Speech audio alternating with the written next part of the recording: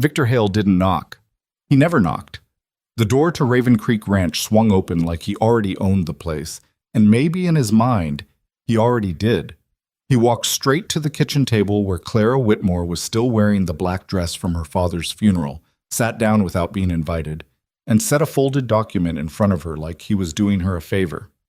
"I had my lawyer draw this up this morning," he said, "before the dirt even settled." Clara looked at the paper. Then she looked at him. "You came here today," she said slowly. "Today." Victor smiled. "Grief doesn't stop the calendar, Clara." Now, if you've ever watched someone try to take everything from a woman who has nothing left to lose, hit subscribe right now, because this story is going to go places you don't expect. Click like, drop a comment with your city and country so I can see how far this story has traveled, and don't you dare leave before the end. The funeral had been small. That was the first thing people noticed. How few chairs were needed. How quickly the whole thing was over. How Clara Whitmore stood at the graveside without crying once. Folks in Millhaven talked about that for days afterward. A woman who doesn't cry at her own father's funeral. What kind of woman is that? The kind, Clara would have told them if she'd cared enough to answer, who already used up every tear she had during the 3 months he was dying. The kind who cried in barn stalls and storage closets so he wouldn't hear her. The kind who held it together so completely and for so long that by the time they lowered Thomas Whitmore into the ground, her body had simply forgotten how. She stood there until everyone else left. The preacher, the neighbors, even old Pete Dawson, who had worked the south pasture for her father for 11 years. They all eventually drifted back to their trucks and their own lives, and Clara just stood there with her hands folded in front of her, staring at the raw dirt. "I'm going to keep it," she said quietly. To him, to herself, to whoever was listening. "I don't care what they say. I'm going to keep it." Raven Creek Ranch was 340 acres of high mountain land, hard to work and harder to love. But her father had built every fence post and dug every irrigation line with his own hands. And Clara had grown up believing that land was the one thing nobody could take from you. She was about to find out how wrong she was. Victor Hale was waiting at the kitchen table when she got back. She came through the front door still pulling off her black gloves and stopped dead when she saw him sitting there, his hat on the table, his boots crossed, completely at ease in a dead man's kitchen. "How did you get in?" she asked. Door was unlocked. He said it like that settled the matter. Clara pulled off the other glove, set them both on the sideboard, and didn't move any closer. "Victor, I just buried my father 4 hours ago." "I know. I'm sorry for your loss." He said the words perfectly, the way a man practices saying them until they sound almost real. "But I need you to look at something." He slid the document across the table. She didn't touch it. "What is it?" "An offer. A fair one." He leaned back. "Look, Clara, I've known your family for 15 years. I know what Thomas meant to you, and I know what this place means to you. That's exactly why I want to handle this quickly and cleanly before it gets ugly." "Before what gets ugly?" Victor tilted his head. "The bank isn't going to give you time to figure things out. You know that. The debt Thomas carried on this place, it's substantial. They're going to come calling, and they're going to come calling fast. I'm offering you a way out before that happens. A clean sale, a fair price, and you walk away with enough to start over somewhere easier." Clara finally crossed to the table. She picked up the document, read the first line, and set it back down. "That's less than half what this land is worth," she said. "It's what it's worth right now, in its current condition, with its current debt load, and with no qualified operator to run it." He kept his voice pleasant, reasonable, like he was explaining something to a child. "I'm not lowballing you, Clara. I'm accounting for reality." "Get out of my house," she said. The pleasantness stayed on his face, but something behind his eyes shifted. "I'd encourage you to think about this before—" "I said, get out." He stood slowly, picked up his hat, and carried the document back with him toward the door. He paused with his hand on the frame. "The offer stands for 30 days, he said. "After that, the bank sets the terms, not me. And the bank won't be nearly as kind." He left. Clara stood in the middle of her father's kitchen for a long time, listening to the sound of his truck driving away. and she didn't move until she couldn't hear it anymore. Then she sat down at the table where he'd been sitting and put her face in her hands. Not crying, just breathing, just trying to remember how. The letter from Millhaven Savings and Loan arrived 3 days later. Clara had already known something like it was coming. Her father hadn't hidden the debt from her exactly, but he'd also been the kind of man who believed hard enough in tomorrow to keep today's problems at arm's length.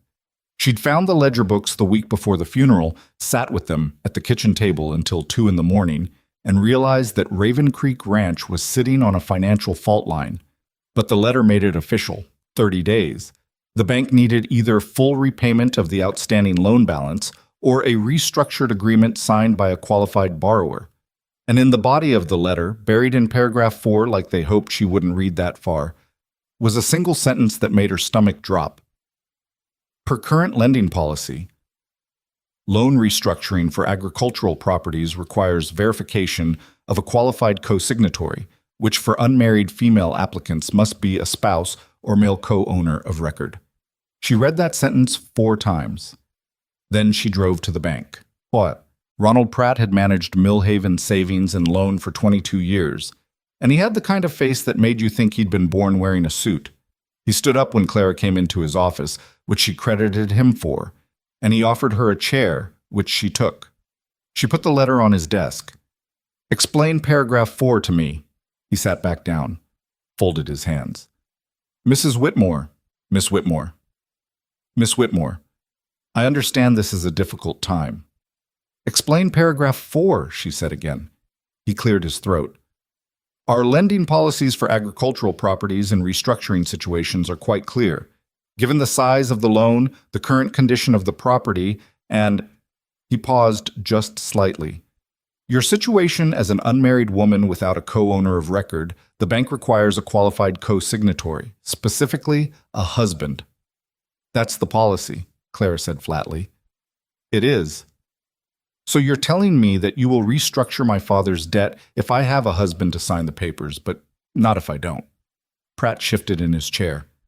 "The policy exists to protect the bank's investment. We need to ensure the loan is serviced by a party who can—" "Who can what?" Clara asked. "Run a ranch? I've been running that ranch with my father for the last 8 years. I know every inch of that property. I know every head of cattle by sight.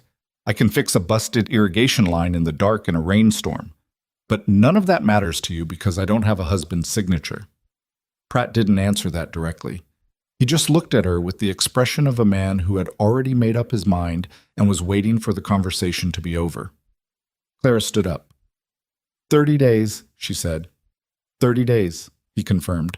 She walked out of the bank into the flat Montana sunlight, and she stood on the sidewalk for a moment with her arms at her sides, staring at nothing. 30 days to save something it took her father 40 years to build. She went to work. There was nothing else to do, so she worked. She was up before dawn every morning, out in the pastures until her hands shook, back at the house long after dark to go through the books again looking for some angle she hadn't considered. The cattle herd was the first problem. Years of drought had done real damage.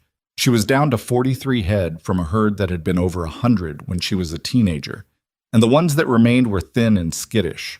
The fences along the north pasture were failing in 3 places.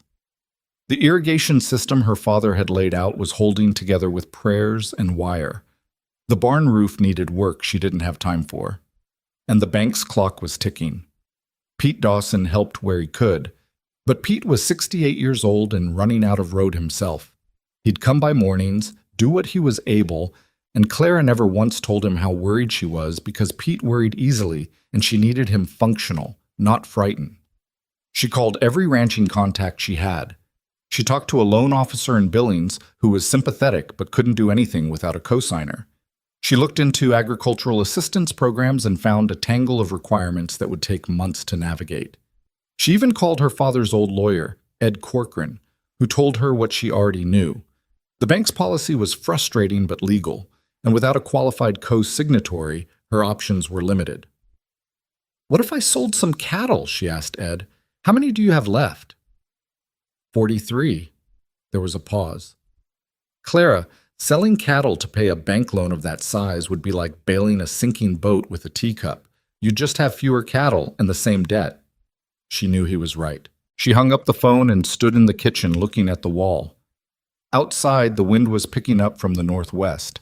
Storm coming, her father would have said. Always a storm coming. He showed up on a Wednesday morning, 12 days after the funeral. Clara was out by the north fence line trying to reset a post that had gone soft at the base, and she heard a truck on the road before she saw it. An old Chevy, the color of dried mud, running well enough but not pretty about it. It pulled up to the gate and stopped. The man who got out was tall, somewhere in his 40s, with the kind of face that had been outside in all weather for a long time. He wasn't handsome in any obvious way, but he had the unhurried quality of someone who knew how to handle whatever came at him. He wore work clothes that had actually been worked in, boots that had seen real miles, and a hat that had no business being called new. He walked to the gate, stopped when he saw her watching him, and lifted one hand in a greeting that wasn't quite a wave. "Morning," he called. "Gate's closed for a reason," Clara said. She didn't stop working the fence post. "Yes, ma'am." He didn't try to open it. "I'm looking for the owner of this property. Name's Wyatt Mercer. I heard in town you might be in need of some help." "Who told you that?" "Old man at the feed store. Pete something." Clara straightened and looked at him properly.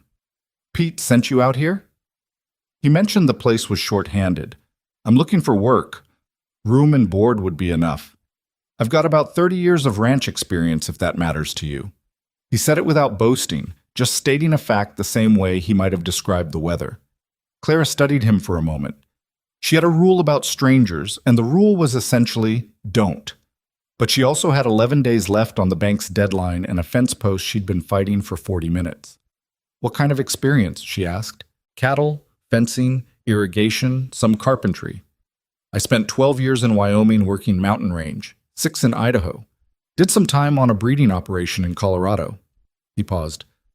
"I know how to do the work that doesn't get done." That last line caught her. She wasn't sure why. There was something in the plainness of it. "Come through the gate," she said, "and bring a post driver if you've got one in that truck." He did. They worked the fence line for the rest of the morning without talking much, which was its own kind of communication. Clara watched him work without being obvious about it, watched how he set his weight, how he read the problem before he started solving it, how he didn't ask unnecessary questions or offer suggestions when she hadn't asked for them. He was good. She could see that in the first hour, not showy about it, just efficient, the way people get when they've done something long enough that it becomes automatic. Around noon, she poured water from a jug and handed him a cup without being asked. "Where are you coming from?" she said. "North. I've been moving around." He drank the water. "I heard about your father. I'm sorry." Clara looked at the fence line. "Did Pete tell you that too?" The whole town seemed to know. "Small towns." She said it without bitterness. Wyatt nodded. "How many head are you running?" 43. "Should be more. The drought took them hard." He looked out toward the pasture. "Fences are worse than this one?" "North corner's completely down. East side's holding, but not happy about it." He was quiet for a moment. "What's your water situation?" "Irrigation's functional, barely." She paused. "Why?" "Because if your fence is down and your water's weak, you're losing pasture productivity you can't afford to lose. Cattle won't stay where the grass isn't worth staying for." He said it like a diagnosis, not a criticism. "You fix the infrastructure first, the herd stabilizes. You stabilize the herd, you've got something to work with." Clara looked at him. "You figured that out in 3 hours?" she asked. He shrugged, not unkindly. "I've seen it before. Ranch gets stressed, everything goes at once. It's not a mystery. It's just a sequence problem." She was quiet for a moment, thinking. "Come see the barn," she said. He followed her across the property, and she watched him see it the way a rancher sees things. Not the surface, but the structure underneath. He looked at the barn roof and didn't say anything dramatic, just pulled at one corner board and checked the rafters. He walked the irrigation line with his eyes on the ground, which told her he was reading the slope. He crouched down at the creek crossing and put his hand in the water, and she didn't know what he was checking for, but he stayed there long enough that he must have found an answer. When they got back to the gate, he stood there with his hands in his pockets. "This place is damaged," he said, "but it isn't defeated." Clara blinked. It was such a simple thing to say. She'd heard a dozen people in the last 2 weeks tell her how sorry they were, how hard it was, how impossible it all seemed. Not one of them had said that. "The barn roof needs work before the first real snow," Wyatt continued. "The irrigation bypass at the creek needs to be cleared. You're losing about a third of your flow to sediment buildup, and those north corner fences need to come down and come back up properly, not patched." "I know all of that," Clara said. "I know you do."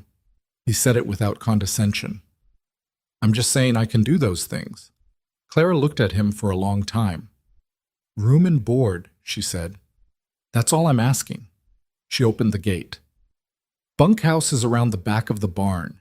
There's a wood stove and a cot. Breakfast is at 5:30. If you're not there, I don't wait." He nodded. "I'll be there." "And Wyatt," she stopped him before he walked through. "I don't know you. I'm taking a chance here because I don't have many options left.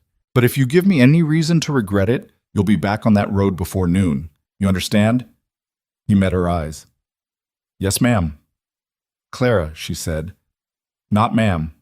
I'm not my mother." The corner of his mouth moved, almost a smile. "Yes, Clara," he said. She didn't sleep much that night. She lay in her father's old house, listening to the wind work the trees, going over numbers in her head that never added up right, and she thought about the man in the bunkhouse she didn't know, and the bank that didn't care, and Victor Hale's offer sitting somewhere in a lawyer's file, patient as a trap. 11 days. She thought about what Wyatt had said, damaged but not defeated. She stared at the ceiling and she thought, I need more than a cowboy. I need a miracle or I need a husband, and I don't know which is harder to find. She didn't know then that the answer was sleeping 40 yards away in her bunkhouse, wearing mud-caked boots and a past he hadn't told her about yet. She didn't know that the worst part wasn't already behind her. It was just getting started. Wyatt was already at the barn when Clara came out at 5:15. She hadn't expected that. She'd half expected him to be gone entirely. Her track record with people who made promises in the late afternoon was not strong. But there he was, in the gray pre-dawn, doing something to the barn door hinge that had been sticking for 2 years. She stopped walking and watched him for a moment without announcing herself. He had a coffee can of tools on the ground beside him and a headlamp strapped to his forehead, and he was working the hinge pin with a patience that suggested he'd been at it a while. He didn't look up. He might have known she was there and might not have. Either way, he kept working. Clara went inside and started breakfast. She made eggs and biscuits, the same thing she'd made every morning since she was old enough to reach the stove. And when she set a second plate on the table, she felt the strangeness of it. A stranger's plate, in her father's spot, in her father's kitchen. She stood there for a second longer than she needed to. Then she called out the back door. "Food's up." He came in, washed his hands at the sink without being told, and sat down at the table. He looked at the plate. "Thank you," he said. "Hinge still sticking?" she asked. "Not anymore." They ate without much talk, which Clara appreciated more than she could have explained. She'd had enough people filling silences at her in the last 2 weeks to last her a while. When he was done, he pushed the plate back and looked at her across the table. "What's the most urgent thing?" he asked. "North corner fence," she said.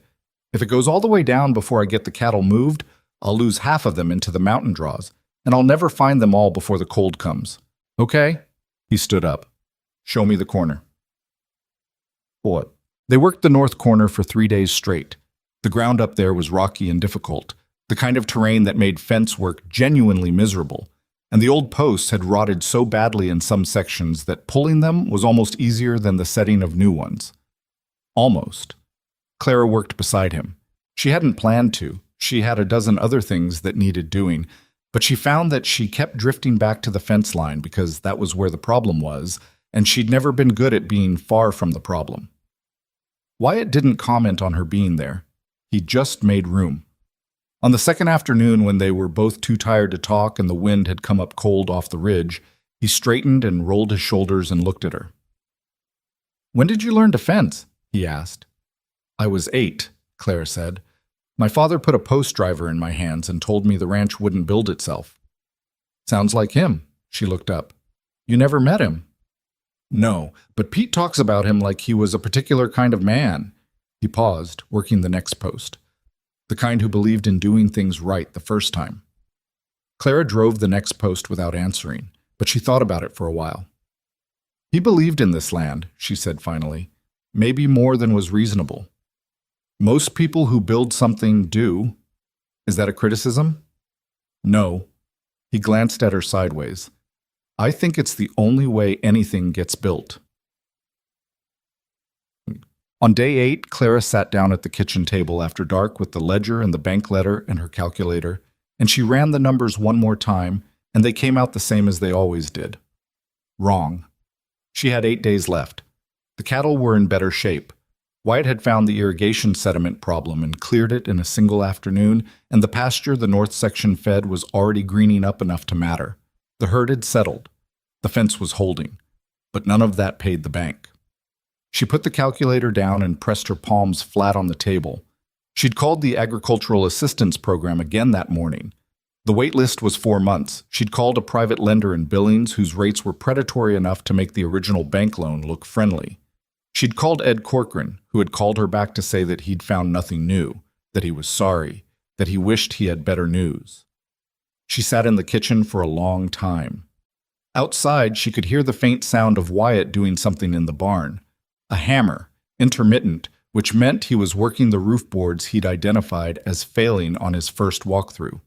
He'd been doing that after dinner most nights, using the last of the light and then his headlamp without being asked, without any particular discussion about it. She stared at the bank letter. A husband's signature. That was all they needed.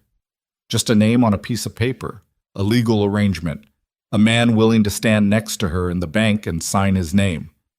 The loan would be restructured, the 30 days would reset, and she would have time, actual time, to save Raven Creek. The thought had been circling the edges of her mind for days. She'd been pushing it away because it was a desperate thought, a cornered animal thought, the kind of idea that occurred to people who had run out of better ones. She hadn't run out of better ones. She'd run out of every other one.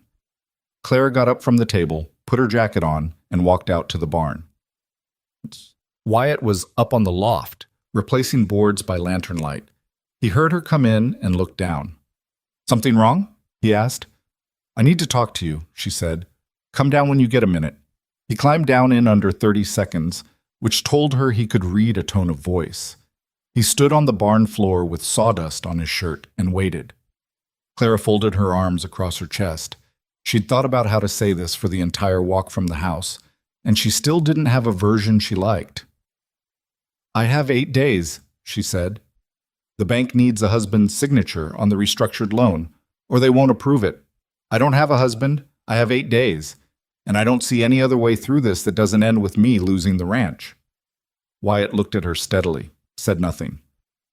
I'm going to ask you something, Clara said, and I want you to understand before I ask it that I know it's an unusual request, and I know I have no right to ask it, and I know you can say no, and I won't hold it against you. Ask, he said. She met his eyes. Would you marry me? The barn was quiet. Outside, something moved in the trees. Wyatt didn't say anything for a long moment. His expression didn't give her much. It never gave her much. But she could see him processing it, turning it over, looking at it from different angles the way he looked at everything. Not for love, she added quickly. I want to be clear about that. It would be a legal arrangement. A contract, basically. You'd sign the loan papers with me, the bank restructures the debt, and we'd have time to actually save this place. She paused. In exchange, you'd have steady work here as long as you want it. Real wages, not just room and board. And if things stabilize, we'd dissolve it legally and you'd go on with your life. Wyatt looked at the lantern on the wall for a moment. You've thought about this a while, he said. Long enough? And there's no other option. I've called everyone I can think of. I've tried everything I can find. If there's another option, I don't know what it is. He was quiet again. Clara resisted the urge to fill the silence because she'd learned in the last week that Wyatt's silences weren't empty. He was actually using them. Finally, he looked back at her. "A couple of things," he said. "Go ahead." "I'm not interested in charity wages. If this works and the ranch survives, I want to be paid what the work is worth, not what you think will make me feel good about having helped you." "Fair," she said. "Second, I'll need you to be straight with me about the finances. All of it, not just what you think I need to know. If I'm putting my name on something, I need to understand what I'm putting my name on." "Also fair." He nodded slowly. "And third," he stopped. "Third," she prompted. "I've been in a situation before where something that started practical got complicated," he said carefully. "I'm not saying that's going to happen here. I'm just saying I've seen it happen, and I want us both to go in clear-eyed about what this is." Clara looked at him. There was something in that sentence she wanted to ask about, a history in it that she didn't know yet. But this wasn't the moment. "I am completely clear-eyed," she said. "This is a business arrangement, nothing more."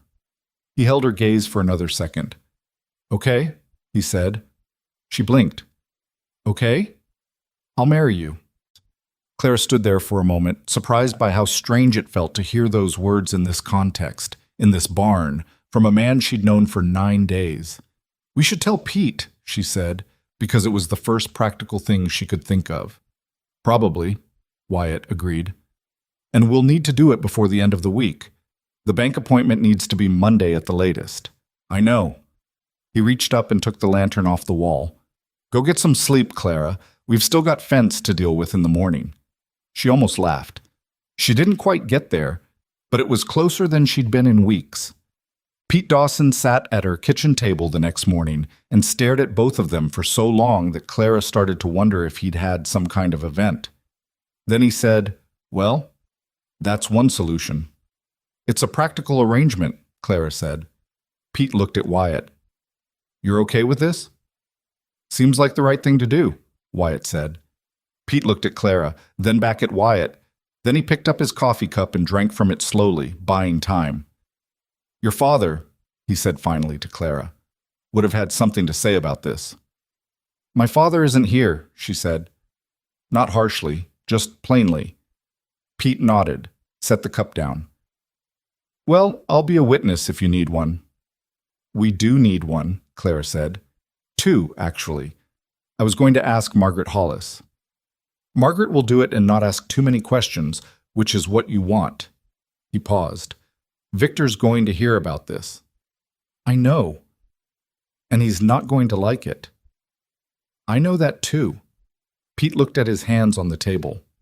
"He's been circling this ranch for a long time, Clara. This is going to make him mean." "He was already mean," she said. "He was just polite about it." He said.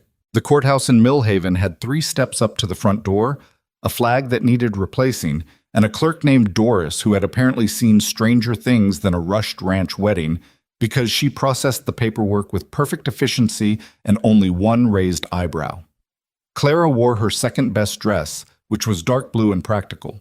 Wyatt wore the cleanest shirt he had, which was a dark flannel, and he'd shaved, which she noticed without meaning to. Pete stood to her left. Margaret Hollis, 63 years old and built like someone who had survived everything the Montana weather could invent, stood to Wyatt's right and held a small bunch of wildflowers she'd brought without being asked, which made Clara's throat tighten in a way she hadn't anticipated.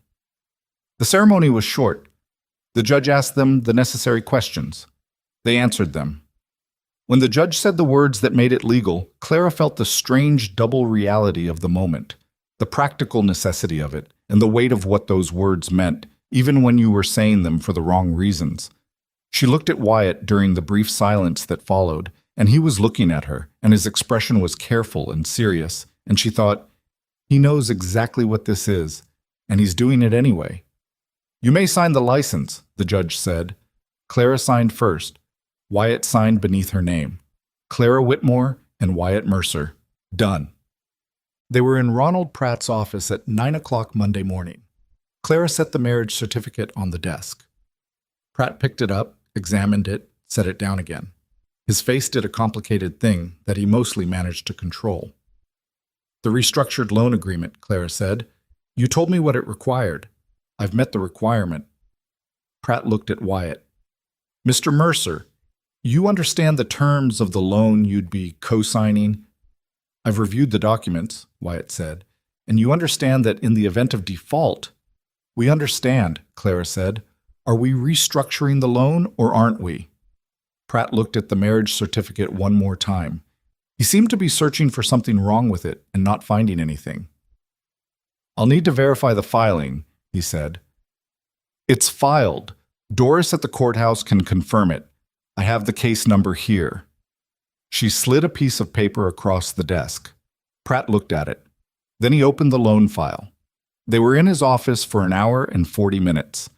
He asked every question he could think of, read every line of every document twice, and Clara answered everything steadily, and Wyatt answered the questions directed at him in the same flat, unruffled way he did everything.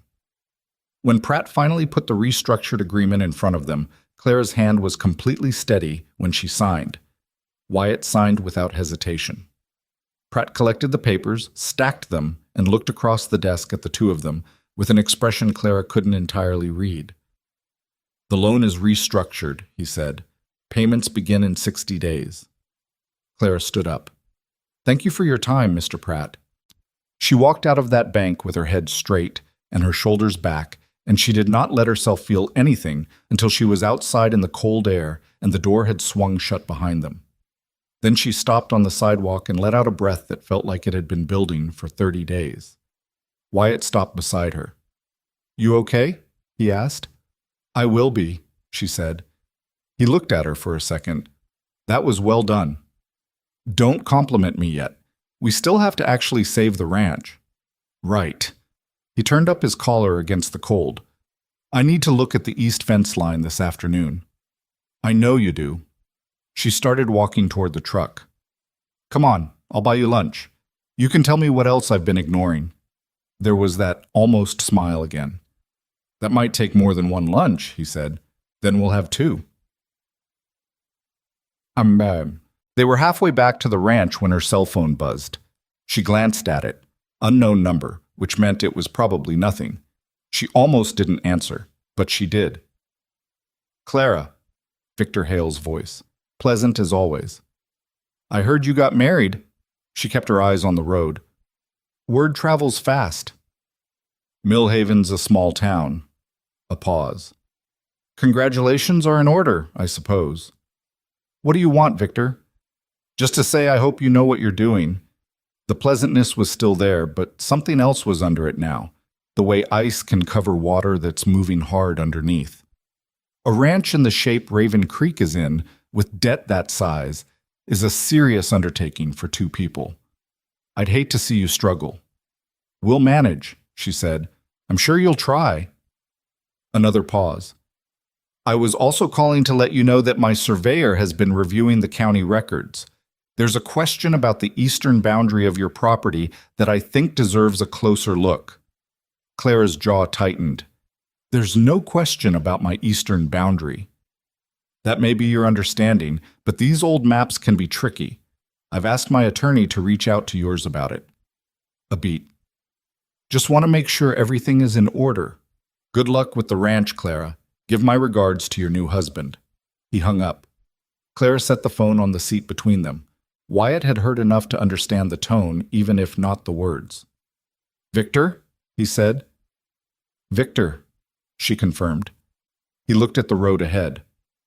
What did he say? He says there's a question about the eastern boundary of my land. She said it steadily, but her hands were tight on the wheel. He's sending his attorney after us. Wyatt was quiet for a moment. He moves fast. He's been waiting for an opening for years, Clara said. He thought the debt would give it to him. It didn't. Now he's looking for another one. Did it work the last time he pulled a boundary dispute? She glanced at him. Last time? Man like that doesn't try something new the first time. He tests things that have worked before. Wyatt said it without drama, just logic. Has he done this to someone else? Clara thought about it. She thought about the Garrity family 3 valleys over, who'd sold their place 2 years ago after a long legal fight over something. She'd never known the details. Maybe, she said. I don't know. Might be worth finding out, Wyatt said. She looked at him. He was staring out the windshield at the road ahead, his arm resting on the window frame, completely calm, not reassuring her, not making promises, just thinking. It occurred to Clara, not for the first time, that she had invited a man she barely knew into the legal structure of her life, and that this should probably feel more frightening than it did. The reason it didn't, she thought, was something she wasn't ready to examine yet. She turned back to the road. The ranch gate came into view ahead, and she thought of what still needed doing: the east fence, the hay inventory, the barn roof, the herd count, Ed Corcoran's phone number, which she needed to find before morning, a business arrangement she'd told him. Nothing more. She kept her eyes on the road and told herself she believed it. Ed Corcoran drove out to the ranch 2 days after Victor's phone call, which told Clara he understood the urgency, even if he hadn't said so directly. He sat at the kitchen table with his briefcase open and his reading glasses on, and he looked at the survey documents Clara had pulled from her father's filing cabinet. The original land survey from 1962, the county plat map from 1978, the updated boundary confirmation her father had paid for in 2003 when he'd refinanced. 3 separate documents, 3 separate decades, all saying the same thing about the eastern boundary. Ed looked at them for a long time. Wyatt sat at the far end of the table, not saying anything, which Clara had noticed was his particular skill, being present without being in the way. Victor's surveyor is claiming what exactly? Ed said finally. His attorney's letter says the eastern fence line is 40 feet inside the actual property boundary, that the land between my current fence and the creek belongs to Victor's adjacent parcel. Clara kept her voice flat. Which would put the creek itself on his side. Ed took his glasses off and cleaned them on his shirt. Without the creek, what's your water situation? We lose the primary irrigation source for the east pasture, Clara said, which is 40% of our grazing land. The kitchen was quiet for a moment. He picked that on purpose, Wyatt said. Both Clara and Ed looked at him. He's not after the 40 feet of land, Wyatt said. He's after the water. Take the creek. The east pasture dies. The herd can't sustain. The ranch can't service the loan. He gets what he wanted the first time without having to buy it. He said it the same way he discussed fence posts, like a problem with a logical structure underneath it. The question is whether his claim has any basis. That's exactly the right question, Ed said. He pulled the 1962 survey closer. And looking at this, I think the answer is no. The creek has been on the Whitmore side of that boundary since the original filing, but Victor's attorney will argue that the original survey was imprecise by modern standards, and they'll bring in their own GPS measurements, and it'll take time to untangle. Time we don't have, Clara said. Time you have more of than you did last week, Ed said, and glanced briefly at Wyatt. The loan restructuring bought you that. He stacked the documents. I'm going to file a counter-response and request an emergency hearing to get a judge to look at the original county records before Victor's people have time to muddy the water, literally and figuratively. How long does that take? Clara asked. If I move today, 2 weeks, maybe 3. Judge Harlan handles land disputes in this county, and he's seen Victor's tactics before. He's not impressed by expensive surveyors. Clara nodded. She looked at the documents on the table. Her father's careful filing, his belief that paper and records and doing things properly would protect what he'd built. It had protected it this far. She needed it to hold a little longer. The 2 weeks that followed were the most exhausting of Clara's life, which was saying something given the previous month. She and Wyatt worked the ranch through the days while Ed fought the legal battle in Millhaven, and the combination of physical labor and background dread had a particular grinding quality that Clara recognized from her father's worst years, the feeling of running hard just to stay in place. Wyatt drove the east fence line early one Tuesday morning while Clara was on the phone with Ed, and when he came back he had mud on his boots and a look on his face that she'd learned meant he'd found something. Tell me, she said when she was off the call. Victor's people have been on your land, he said. East side, near the creek. There's boot prints, recent ones, and somebody's been pulling survey stakes and resetting them. Clara stared at him. They moved the stakes? Looks like it. One of them is set in ground that's too soft. Fresh disturbance. The others look older. He pulled out his phone and showed her a series of photographs he'd taken. I'm not a surveyor, but I know what disturbed ground looks like, and that stake didn't go in with the winter freeze. Clara looked at the photos. The anger came up clean and hot, the way it always did when Victor moved from annoying to actually corrupt. Ed needs these, she said. Already sent them to his email while I was out there. She looked up from the phone. You have Ed's email? I asked you for it last week. He said it without any particular pride, just matter of fact. I figured if we were going to have legal trouble, I should be able to reach your lawyer directly. Clara thought about that for a second. The quiet way he'd been preparing for a problem she hadn't fully acknowledged yet. Thank you, she said. He shrugged. Go call Ed. Ed called back within the hour. The photos are good, he said. Very good. If we can demonstrate that Victor's people disturbed the survey markers before his surveyor conducted measurements, the entire basis of his land claim collapses. I need you to not touch anything out there, and I'm going to file a motion today requesting that the court appoint a neutral surveyor. Will Victor fight the neutral surveyor? Clara asked. Of course he will. But fighting it looks like exactly what it is. Ed paused. Clara, I want to warn you about something. Victor knows the land claim is getting shaky. Men like him, when one approach stops working, they don't stop. They shift. Be ready for something else. She didn't have to wait long to find out what that something else was. It came through Margaret Hollis, of all people, who called on a Thursday evening with a tone in her voice that said she'd rather be calling anyone else. I'm telling you this because I'd want to know, Margaret said. Victor was at the Grange Hall meeting last night. I wasn't there, but Jean Pruitt was, and she called me this morning. What did he say? Clara asked. He told people that your marriage isn't real. Margaret said it quickly, like pulling a bandage. That you and Wyatt got married only to manipulate the bank into approving a loan, that it's a legal fraud. Clara was quiet. He said he has reason to believe the marriage is, his word was performative, that you arranged it as a financial transaction, and that the bank was deceived. Margaret's voice was careful. Jean said he was very convincing about it, used words like document fraud and bank manipulation. He's going to report it to the bank, Clara said. It wasn't a question. Jean thinks he already has. After she hung up, Clara sat at the kitchen table for a long moment. The lamp was on and the house was quiet, and the feeling that settled over her wasn't quite panic. It was something more specific than that. The feeling of having done something hard and right, and having it picked up and turned into something it wasn't. She heard the back door, and Wyatt came in from the barn, pulling off his work gloves. He looked at her face and stopped. What happened? She told him. He listened without interrupting, which she'd come to understand was how he processed things. Fully in, no noise. When she finished, he sat down across from her. Can he prove it? He asked. Prove what? That we got married quickly? That we'd known each other less than 2 weeks? That the marriage helped with the bank loan? She spread her hands. All of that is true.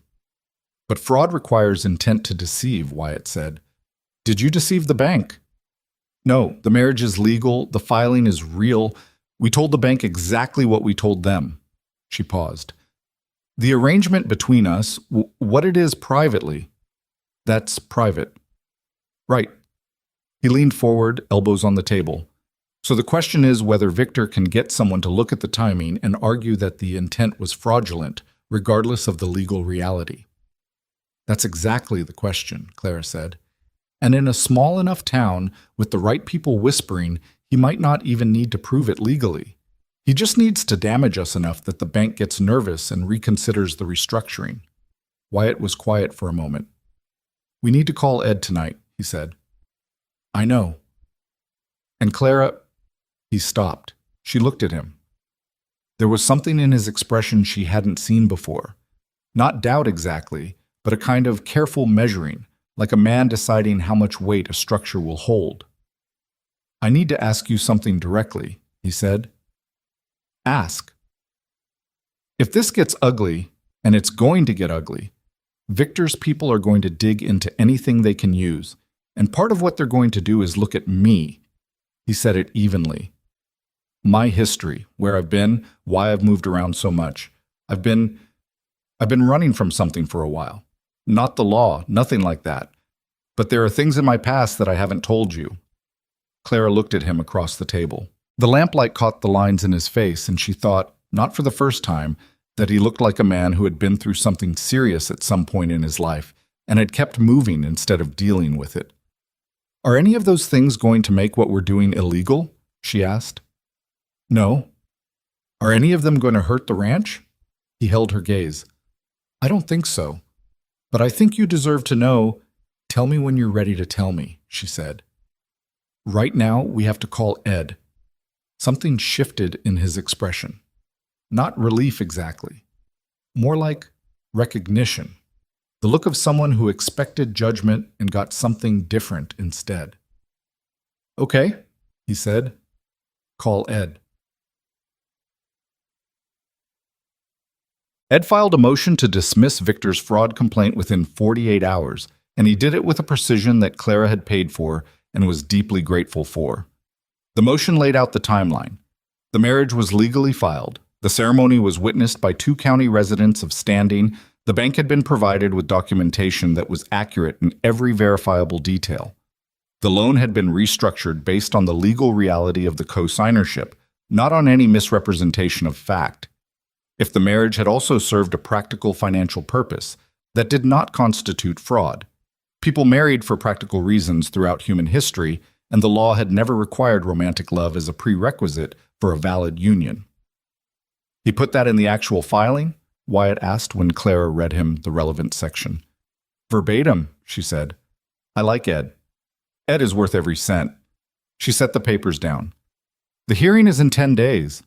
Tubbs. The 10 days leading to the hearing had a specific texture that Clara would remember for a long time. Millhaven was a small town, and small towns in legal trouble had a way of dividing along lines you didn't know were there until they showed. Some people came out clearly on Victor's side, the Prestons, who owed him favors, the Denholm family, who ran the hardware store and didn't want to lose his business. They passed Clara in town with the particular avoidance of people who had made a choice and knew it. But others surprised her. Old Bud Harkin, who ran cattle 3 valleys east and had never said more than 12 words to Clara in her life, showed up at the ranch gate on a Thursday morning with a load of fence wire he said he had extra of and couldn't store. Clara looked at the wire and looked at Bud. I don't need charity, she said carefully. It's not charity, Bud said. It's fence wire I don't have room for. He paused. Victor tried to buy my place 2 years ago. I turned him down. He made some trouble for me after. Nothing I couldn't handle, but I remember it. He left the wire at the gate and drove off. The next day, Dee Garrity, whose family had sold their ranch 2 years prior, called Clara's cell phone. I heard what he's doing to you, Dee said. Her voice had the quality of someone who had been waiting to say something for a long time. As established by the 1962 filing and confirmed by satellite mapping of the creek's natural course, placed the creek firmly on Whitmore land by 62 feet. Victor's land claim had been built on manufactured evidence. When Clara heard that, she sat down. Not from weakness, just because the weight of the last several weeks chose that moment to become physical, and sitting seemed like the appropriate response to finding out that the worst thing you feared was actually going to be okay. Wyatt was in the barn when Ed called. She went out and told him. He was replacing a hinge pin on the main door. The same work he'd been doing when she'd first arrived in the morning weeks ago. A cycle of maintenance that a ranch required endlessly. He listened to her while he worked. When she finished, he set the pin and tested the hinge. Good, he said. Good? The man manufactured evidence against us and your response is good? I mean, it's good that Ed has what he needs. He turned to look at her. I'm angry about what he did, but angry doesn't help the fence hinge. Clara looked at him. You are a very strange man, Wyatt Mercer. Probably, he said. Is Ed ready for the hearing? Ed has been ready since the day Victor filed the complaint. The hearing was in Judge Harlan's courtroom, which smelled like old wood and legal paper, and the particular tension of people who had things at stake. Victor arrived with 2 attorneys Clara didn't recognize, expensive ones from the look of the suits. He sat at the respondent's table with his hands folded and his face composed, and when Clara came in, he looked at her the way he always looked at her, pleasantly and from a great distance. She sat down next to Ed and did not look at Victor again. Wyatt sat in the gallery behind her. She could feel his presence there without turning around, which she hadn't expected to find grounding, and did. Ed was brief, precise, and devastating. He presented the original survey documents. He presented the neutral surveyor's report confirming the boundary. He presented photographic evidence, Wyatt's photographs, of the disturbed ground around the reset stakes, and the neutral surveyor's testimony that the stakes had been moved within the previous 30 days after Victor had filed his claim. Then he presented Dee Garrity, who sat in the witness chair with her hands flat on her thighs and told the judge exactly what Victor had done to her family's land. The boundary dispute that appeared from nowhere, the legal pressure, the financial strain that had forced a sale at below market value. Victor's attorneys objected twice. Judge Harlan overruled both times. Then Ed addressed the fraud complaint. He was so calm about it that it was almost worse than if he'd been angry. He laid out every element of the charge and dismantled each one with the methodical focus of a man who had been doing this for 30 years and found the work of it satisfying. The marriage was legal. The documentation was accurate. The bank had been given true information. If Victor Hale believed a legal marriage was fraud because it had also served a practical purpose. Victor Hale was confused about what the word fraud meant. Judge Harlan ruled from the bench. The land claim was dismissed. The original boundary was confirmed. The fraud complaint was dismissed with a finding that it had been brought without sufficient basis in fact. And then Judge Harlan did something extra. He noted on the record that the evidence of manipulated survey stakes would be referred to the county attorney's office for review.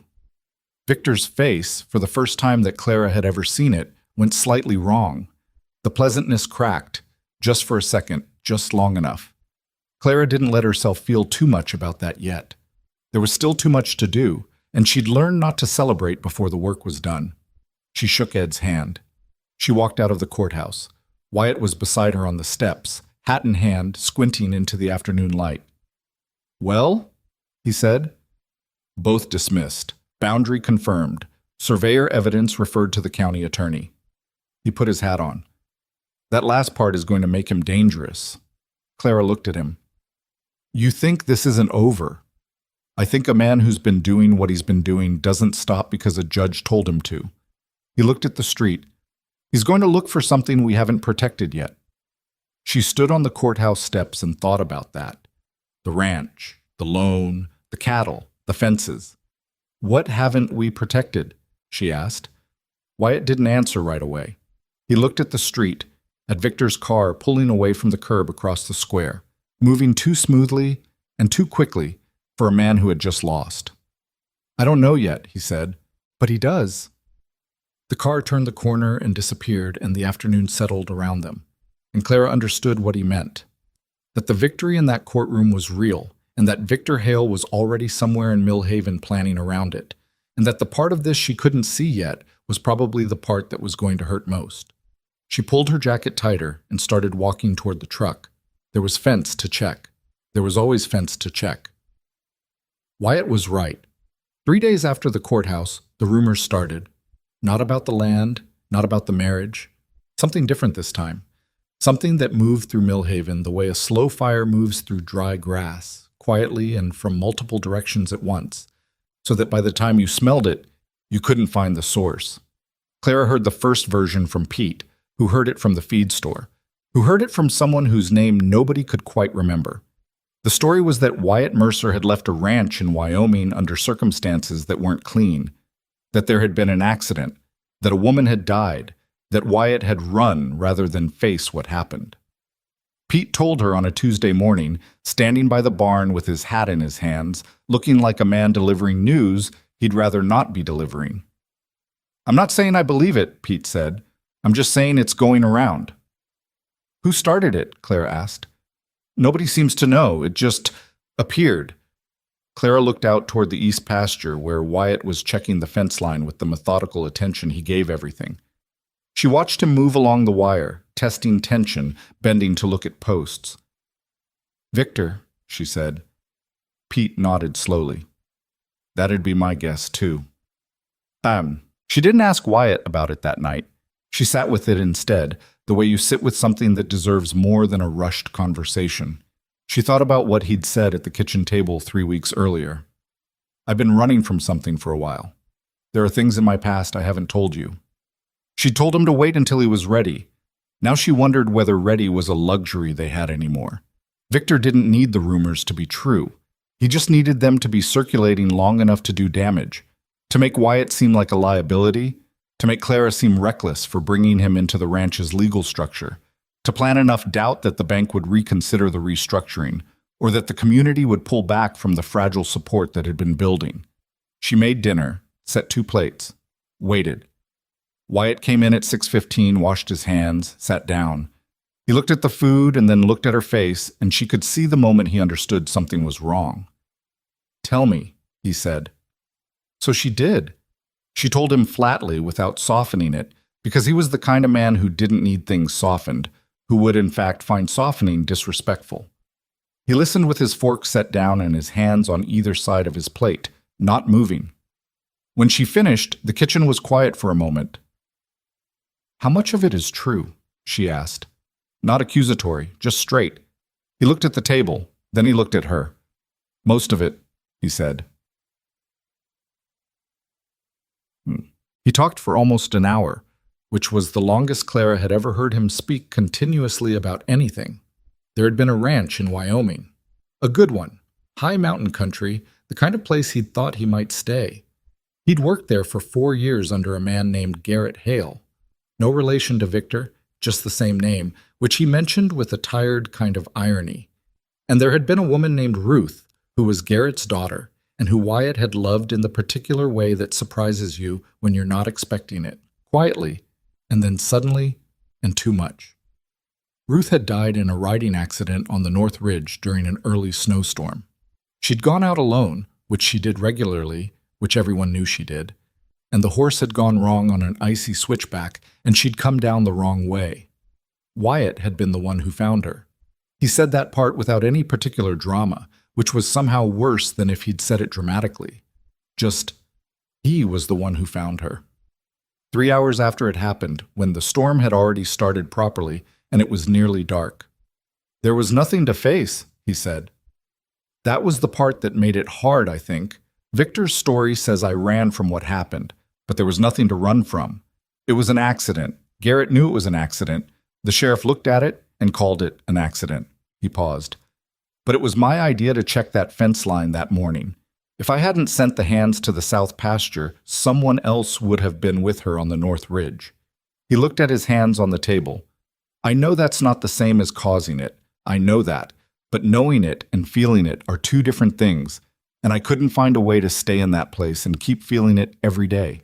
"Book, so you left," Clara said. "I left." "And you kept leaving?" "Yeah." He was quiet. "I kept leaving." Clara sat with that for a moment. She looked at this man across her father's kitchen table, the way he was holding the weight of it, not asking her for anything, not making it her problem to solve, just saying the true thing because she'd asked for it. "How long ago?" she said. 7 years. "And you've been moving ranch to ranch since then?" "Wyoming, Idaho, Colorado, Montana." He named them like points on a map he was tired of. "I'm good at starting, not so good at staying." Clara looked at him. "Wyatt, did you do anything wrong?" He considered that with the same seriousness he gave everything. "I made a work decision that meant she was alone when she shouldn't have been. Whether that's wrong depends on how you look at it. That's not what I asked. Did you do anything that a reasonable man in your position would call wrong?" A long pause. "No," he said finally. "Not by any definition that holds up." "Then Victor's using your grief as a weapon," she said, "and that's the only thing here that's actually wrong." He looked at her. Clara pushed her chair back. "I'm calling Ed in the morning. We're going to get ahead of this before it spreads further." She stood up. "Eat your dinner. It's getting cold." He looked at his plate, then quietly, "Clara." She stopped. "I should have told you before," he said.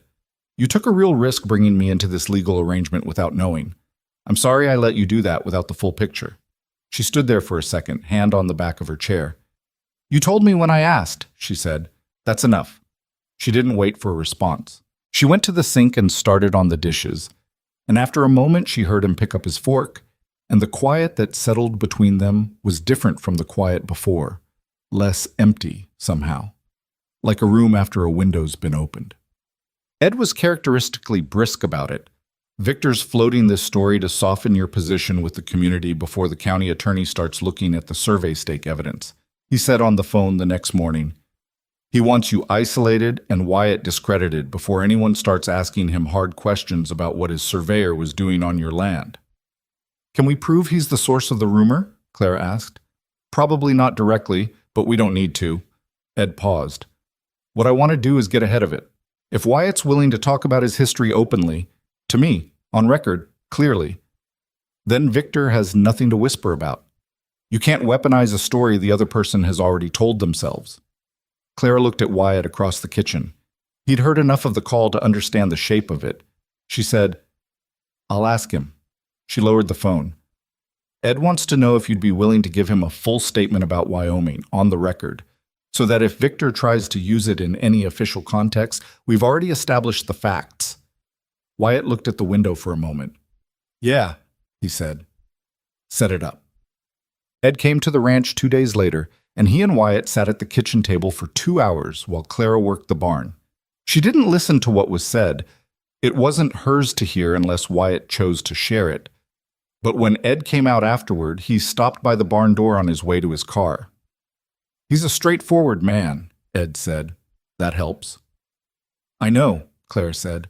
There's nothing in what he told me that Victor can use legally. The accident in Wyoming was investigated and closed. Wyatt was never a subject of any inquiry. Ed put his briefcase in the passenger seat. Emotionally, though, that's another thing.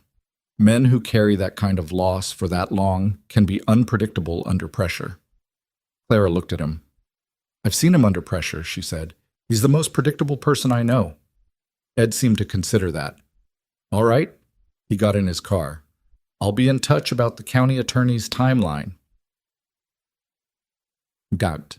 The night it actually went wrong was a Thursday, 3 weeks after the courthouse hearing.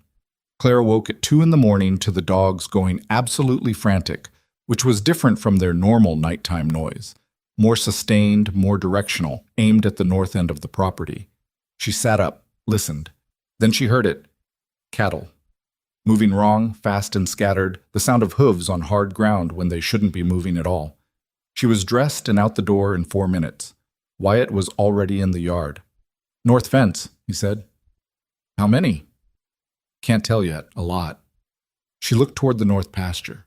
The night was overcast and dark, and the sound of the cattle was coming from further up the mountain than it should have been, which meant they'd already been moving for a while. Someone cut the fence, she said. It wasn't a question, and Wyatt didn't treat it like one.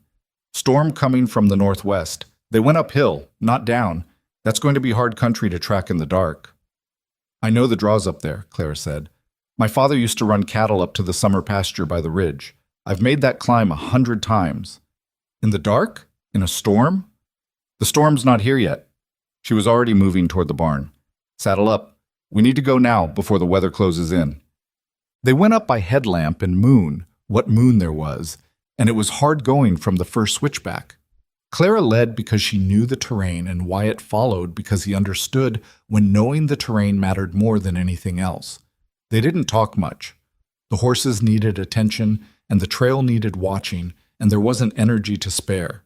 The first cattle they found were 3 heifers in the second draw, milling in confusion. Clara pushed them back toward a natural rock wall that would hold them temporarily and kept moving up. The wind started picking up around 3 a.m. Not the storm yet, but the leading edge of it, cold and probing. How far up do they go? Wyatt called from behind her. There's a flat bench about 200 feet up. If they follow the grass, they'll be there. She paused her horse. But there's a drop-off on the east side of the bench that's not fenced. If any of them went that direction in the dark... Don't borrow trouble, Wyatt said. Get to the bench first. She went. He followed. The bench was where she'd thought it would be, and the cattle were largely where she'd predicted. 18 head clustered at the north end, another 6 or 7 scattered toward the west. Clara counted quickly, running numbers in her head. She'd had 43 head, 3 in the first draw, roughly 25 visible here. That left 15 unaccounted. "East side," Wyatt said, reading her face.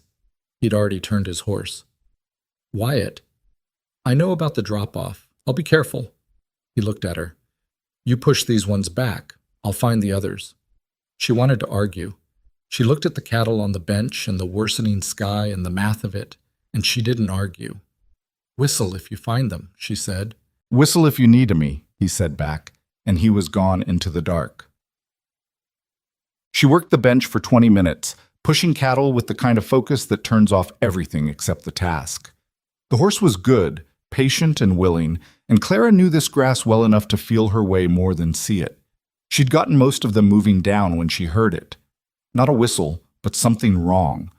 A scramble, and then a sound she couldn't immediately identify, and then silence that was worse than the sound had been. "Wyatt," she said it to the dark, then louder. "Wyatt." Nothing for a long moment. Then, "Here, East Edge, I'm okay."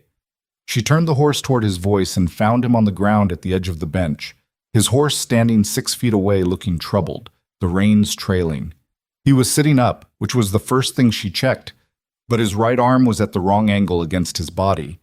And his face, when the headlamp caught it, was the particular gray of someone working very hard not to show how much pain they were in. "What happened?" she said, off the horse before it stopped. "Horse stepped wrong on the edge. I went off." He said it matter-of-factly, which told her the pain was significant. "Found the other 14 head. They're in the gully below the east drop. There's a stock trail down the south side that'll bring them up." "Are you—" She crouched in front of him. "Let me see your arm." "It's the shoulder. I think it's dislocated." "Can you ride?" He looked at her for a second like he was genuinely assessing rather than just saying yes automatically. "Yeah, I can ride." "Can you hold the reins?" A pause. "Left-handed." "Okay." She helped him up, which involved him biting down on whatever sound he was going to make, and she caught it only in the tension of his jaw. She helped him get back on his horse, left-handed and clumsy, and she retrieved the trailing reins and looped them in a way he could manage. "The cattle in the gully," he started. "I'll get them," she said. "You start the others down, slow. Don't do anything stupid." "Clara, I mean it, slow." "I heard you." He looked down at her from the horse. Even in pain, in the dark, on a narrow mountain bench in a building storm, there was something in his face that was steady. "Don't go to the gully alone." "I know this mountain," she said. "I know you do. I'm still saying don't go alone." She looked up at him for a second. "Start the cattle down," she said. I'll be right behind you." She wasn't entirely right behind him. It took her 40 minutes to work the gully, which involved going down a switchback that was not ideal in the dark and driving 14 confused cattle up a stock trail that hadn't been used in years. By the time she got them back to the bench, Wyatt had already pushed the first group halfway down the mountain and the storm had arrived properly. Not dramatic, just cold and relentless, the kind that gets into everything. She drove the last 14 off the bench and followed them down. They got back to the ranch yard at 5 in the morning, every single animal accounted for. 43 head, all back inside the pasture, the cut fence temporarily patched with wire Wyatt had in his saddlebag, even with one working arm, which told Clara something about how he prepared for work that she hadn't known before. She put the horses up. She checked the cattle count again in the gray pre-dawn light. She walked back to the house and found Wyatt sitting on the back step, his dislocated shoulder held carefully, the gray still in his face but a little less of it. She sat down next to him. They sat there for a while without talking, both of them too tired and too relieved and too wet to make words seem necessary. After a while, Wyatt said, "We need to get this shoulder looked at." "I know. Town opens at 8. "Okay." Another silence. "All 43? He said. "All 43, she confirmed. She could feel him absorb that, the quiet satisfaction of a job that got done against the odds. "Victor's not going to stop," he said then. "No." He did this to scare us off or to actually hurt the herd. Either way, it's escalating. Clara looked at the pasture, the cattle settling in the early light, the cut fence now patched but not properly fixed yet. I know, she said. What do you want to do? She thought about that. Not the immediate practical answer. That was obvious. Replace the fence, get his shoulder treated, call Ed, document everything. She thought about what he was actually asking, which was whether she was going to keep fighting or whether this, finally, was the thing that broke her. You remember what you told me the first day? She said. I said a lot of things the first day. You said this place is damaged, but it isn't defeated. She looked at the pasture. That's still true. So we're going to do what we've been doing. We're going to fix the fence and rest the horses and call Ed and figure out who Victor paid to cut that wire, and then we're going to deal with that too. Wyatt was quiet for a moment. Then he said, You know, when I came through that gate the first morning, I thought I'd be here 2 months, maybe 3. Clara looked at him. His face in the early light was tired and dirty, and his shoulder was clearly hurting him, and he hadn't shaved in 3 days. And he was looking at the pasture with an expression she recognized because she'd seen it on her father's face her entire childhood. The look of a man who has decided that a piece of land is his to care for. And now, she said. He didn't answer right away. He looked at the pasture, at the cattle moving slowly in the new light, at the fence line and the ridge beyond it, and the sky coming pale above the mountain. Now I'm not thinking about months, he said. Clara looked back at the pasture too. She didn't say anything, but something in her chest shifted, quiet and careful, and not entirely unwelcome, like a door she hadn't decided to open that had moved slightly on its own. She stood up. Come on, let's get that shoulder looked at before you try to be useful again. He got up, slowly, favoring the arm. She held the back door open for him, and he walked past her into the house. And she stood in the doorway for a moment, looking at the ranch in the early morning. Her father's land, her land, their work visible in every fence post and every animal in the pasture. Damaged, but not defeated. She went inside and closed the door on the cold. The doctor in Millhaven said the shoulder was dislocated, not broken, which was about as good as the news was going to get that morning. Wyatt sat on the exam table while the doctor reset it, and he made one sound, a short, controlled exhale, and then sat quietly while it was wrapped. Clara stood in the corner of the room and watched and didn't look away, because looking away seemed like the wrong thing to do when someone was hurting on your account. On the drive back, Wyatt held his arm against his ribs and looked out the passenger window. Ed needs to know about the fence, he said. I called him from the waiting room, Clara said. He's already contacted the county attorney's office. They were apparently already building a case on the survey stake evidence, and this gives them more. Do they have enough to move on Victor directly? Ed thinks so. He said, and I'm quoting here, Victor has been stepping on rakes for 30 years and expecting not to get hit in the face. Wyatt almost smiled. I like Ed more every time. He grows on you. She turned onto the county road. There's something else. Dee Garrity called this morning while you were with the doctor. She's been talking to 2 other families, the Pembertons and a family named Ashworth from up near the North County line. Victor ran the same playbook on both of them. Boundary disputes, financial pressure, rumors used to isolate them before the legal fight. The Ashworths actually have documentation. Letters from Victor's attorney making threats that Ed says cross a clear line. Wyatt turned from the window and looked at her. How many families total? He said. Ed thinks at least 5 that we know of, maybe more that haven't come forward yet. She kept her eyes on the road. He's been doing this for years, Wyatt, targeting ranches that were vulnerable, debt problems, family illness, single operators, finding pressure points and pushing until people sold. The truck was quiet for a moment. And nobody stopped him, Wyatt said. Nobody had enough pieces in one place to see the whole picture. She paused. Until now. Ed filed the consolidated complaint on a Tuesday, 3 weeks after the fence cutting, and he did it with the kind of thoroughness that comes from a lawyer who has been waiting a long time for all the evidence to line up correctly. The complaint named Victor Hale in 5 separate instances of fraudulent land acquisition, 2 counts of evidence tampering relating to the survey stakes on Raven Creek Ranch, 1 count of harassment, and, the one that Ed said was the strongest, a conspiracy charge that tied the fence cutting directly to a hired hand named Dale Stalker, who had been picked up by the county sheriff 2 days after the cattle incident and who had, under very little pressure according to the sheriff's deputy, named Victor as the man who paid him. Dale Stalker was not a complicated man and had not required complicated convincing.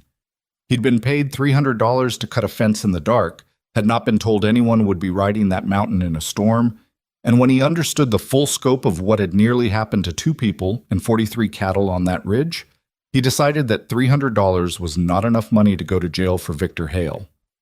Ed described all of this to Clara and Wyatt at the kitchen table on a Wednesday evening with the particular satisfaction of a man delivering a verdict he'd worked hard for. "The county attorney is moving on all of it," he said. "Victor's attorneys are already trying to negotiate, which tells you everything about how strong they think his position is." "Will he go to jail?" Clara asked. Ed considered that. "Honestly, men like Victor often don't. They have resources, they have lawyers, they have the ability to drag things out until the best deal available looks better than the risk of trial." He paused. "But he will be fully exposed. Everything he's done to every family on that list will be in the public record. His reputation in this county is finished, and the Garrity family's attorney has already filed a civil suit to recover the difference between what they were paid for their ranch and its actual market value at the time of sale." "The Pembertons," Wyatt said, looking at the same option. Ed closed his briefcase. "It won't undo everything. It never does. But it's real consequence, and it sends a message to the next person who might think about doing what Victor's been doing." After Ed left, Clara washed the coffee cups and stood at the sink looking out at the dark. Wyatt was at the table behind her, his shoulders still wrapped, but working better than it had a week ago. He'd been doing the exercises the doctor gave him with the same patient discipline he applied to everything else. "Is it enough?" he said.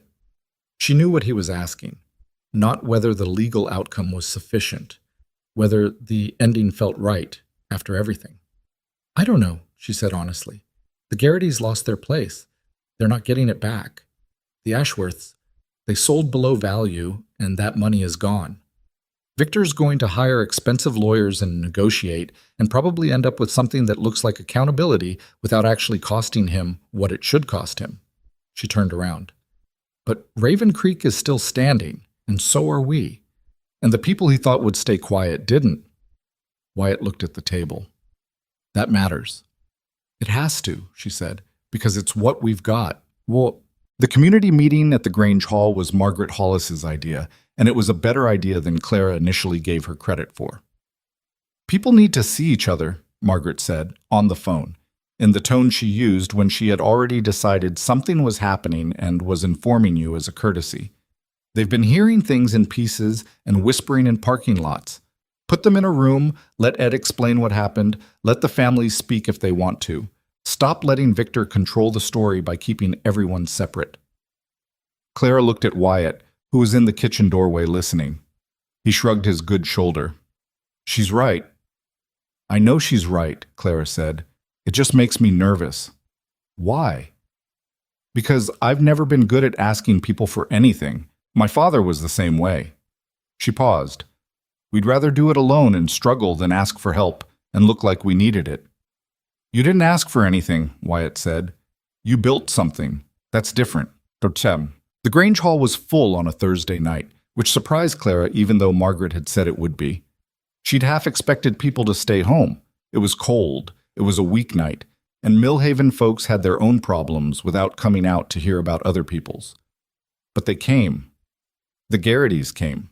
The Pembertons came, driving 2 hours from the North County. Old Bud Harkin was there with his wife, who Clara had never met, a small, quiet woman who sat with her hands folded and her eyes sharp.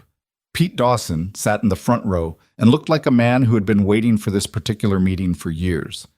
Ed spoke first, clearly and without legal jargon, which Clara had specifically asked him for. He laid out what Victor had done and how, in plain language, and when he described the survey stakes being moved, there was an audible reaction in the room.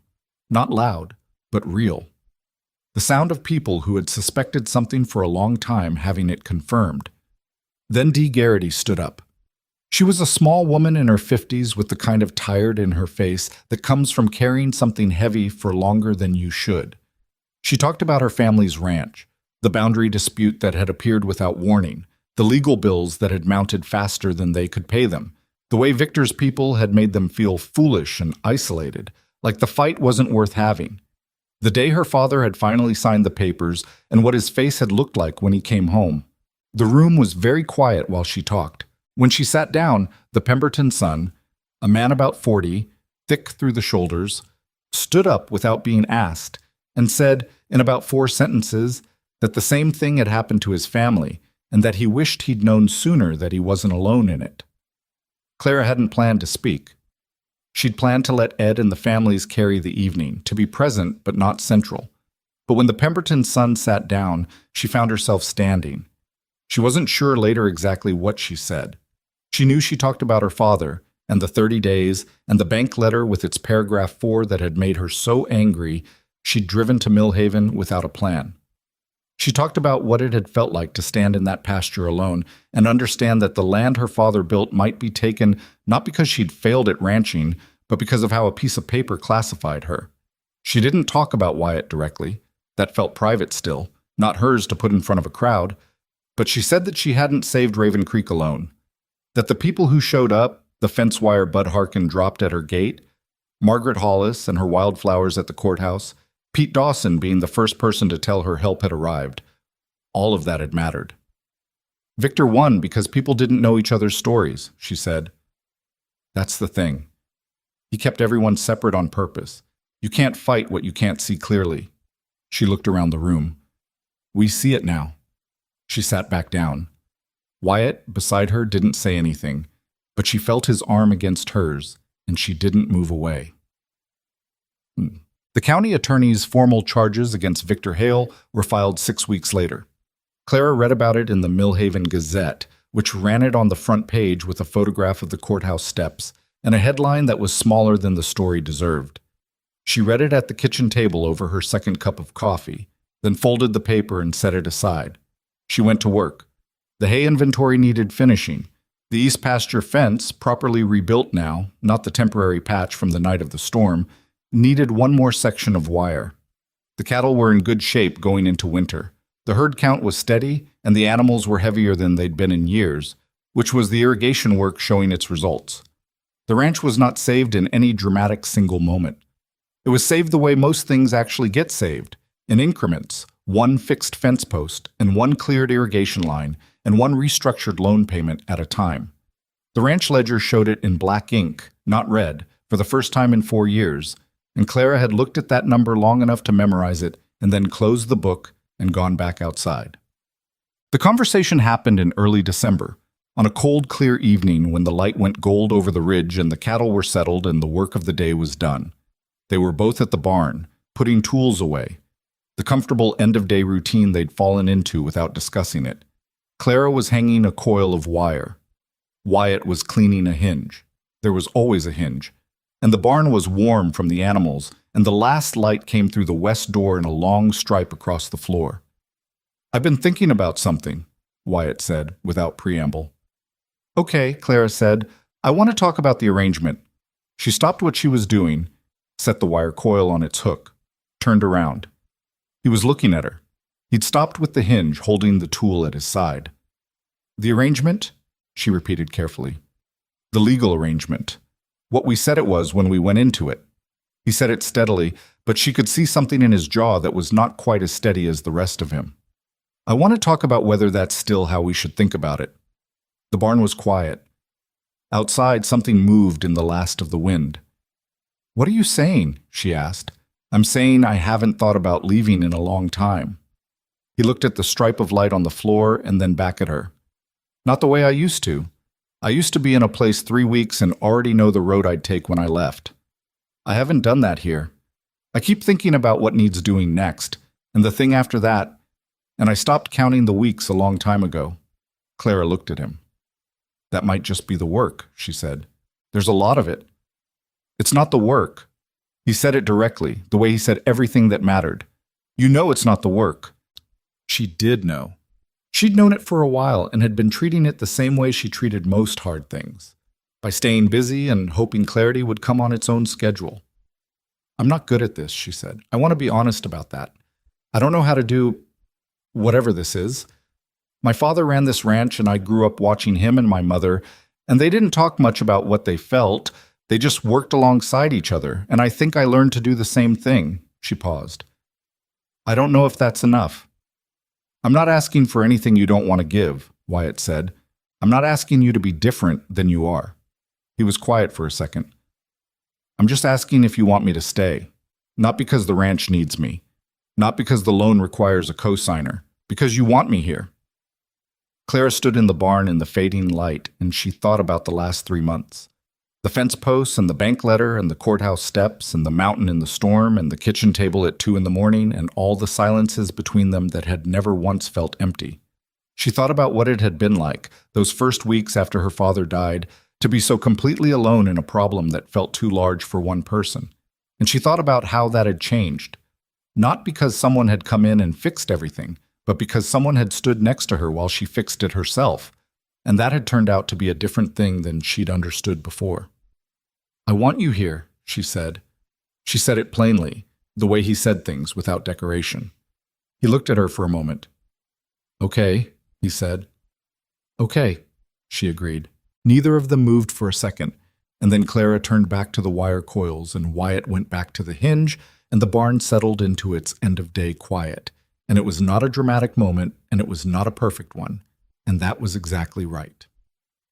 Winter came properly 2 weeks later, and Raven Creek Ranch went into the cold season with 43 head of cattle in good weight, fences that would hold, an irrigation system that had been overhauled top to bottom, and a barn roof that no longer concerned Clara every time the wind came up from the northwest.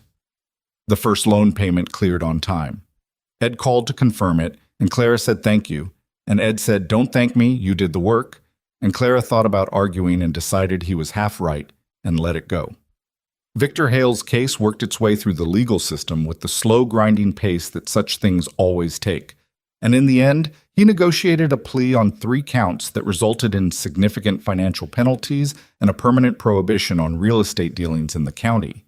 He did not go to jail, which was exactly what Ed had predicted and which was its own particular frustration.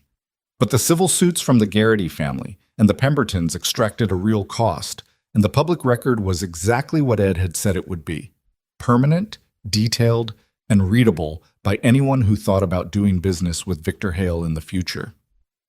Dee Garrity called Clara when the civil settlement came through. "It's not the ranch," Dee said. "It'll never be the ranch. But it's enough to start something." "What are you going to do?" Clara asked. "I don't know yet." A pause.